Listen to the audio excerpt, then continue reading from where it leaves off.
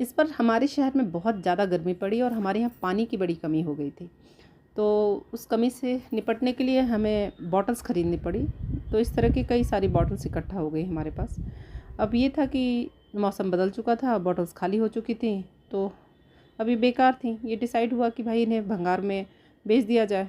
पर मुझे ये बात जमी नहीं। मैंने कहा नहीं नहीं, इसका कुछ उपयोग करते हैं, कुछ और दिमाग लगाते हैं, और इस तरह से फेंकने से तो क्या कुछ फ़ायदा नहीं है, और एनवायरनमेंट ख़राब होता है सो अलग।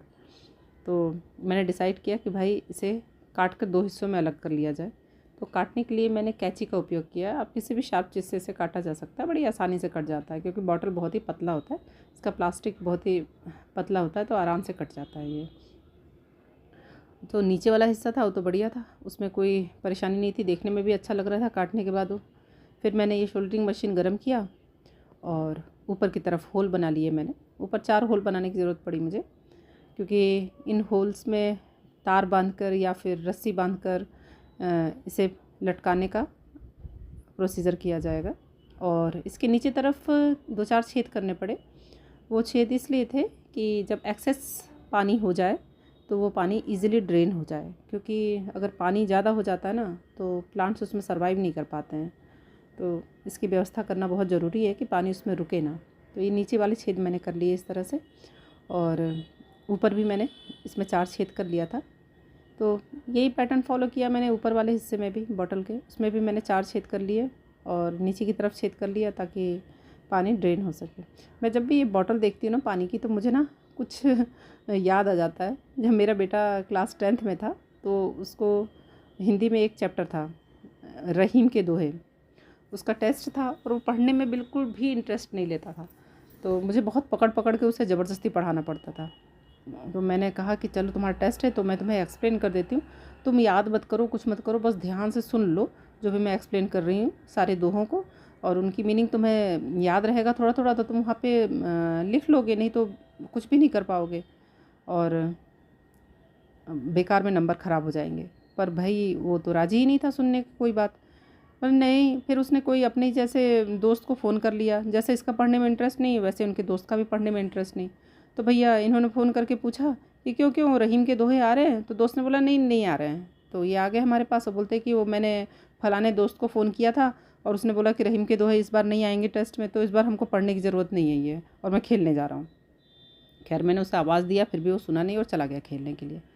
मैंने कहा ठीक है बेटा, अब तुम्हारे ना अगर ये आ गया और तुमसे नहीं बना तो मैं बताती हूँ तुम्हें। तो उन्होंने तो खैर कोई ध्यान नहीं दी मेरी बातें में, चले गए भाई साहब खेलने। खैर दूसरे दिन वो गए स्कूल और टेस्ट देने लगे। जैसे ही पेपर खोला उन्होंने टेस्ट पेपर, तो उसमें सबसे पहला क्वेश्चन जो था वो रहीम के दोहे से ही आ गया। अब भाई साहब को लगा कि ये तो बड़ी पिटने वाली बात हो गई, भाई घर जाके तो डांट पड़ने वाली है इस चीज़ के लिए। कल मुझे समझाया जा रहा था तो मैं समझने तक के लिए राज़ी नहीं था, सुनने तक के लिए राज़ी नहीं था, और दुनिया भर के मैंने तिकड़म लगा लिए, दोस्त को फ़ोन कर लिए, तो अब क्या करूं। तो उन्होंने अपनी पूरी कोशिश की उस दोहे को समझने की। वो दोहा था कि रहीमन पानी राखिए बिन पानी सब सून, पानी गए ना उबरे मोती मानुस चून। तो भैया उन्होंने 2-4 बार उसको पढ़ा लिखा और समझा, फिर उसके बाद उन्होंने उसके भावार्थ को लिखना शुरू किया।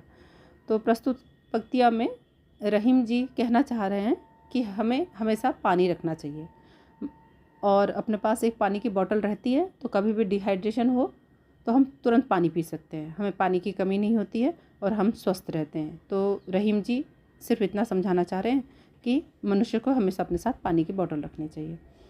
खैर जब वो पेपर दिखाया गया स्कूल में, हमें पेरेंट्स को बुला के दिखाया जाता था, ये एक तरीका था उनके स्कूल वालों का। तो जब हमने वो पेपर देखा और हमने वो भावार्थ पढ़ा, तो भाई हमारी तो हंसी नहीं रुक रही थी कि हम क्या बोलें उसे, टीचर हंस रही सो अलग।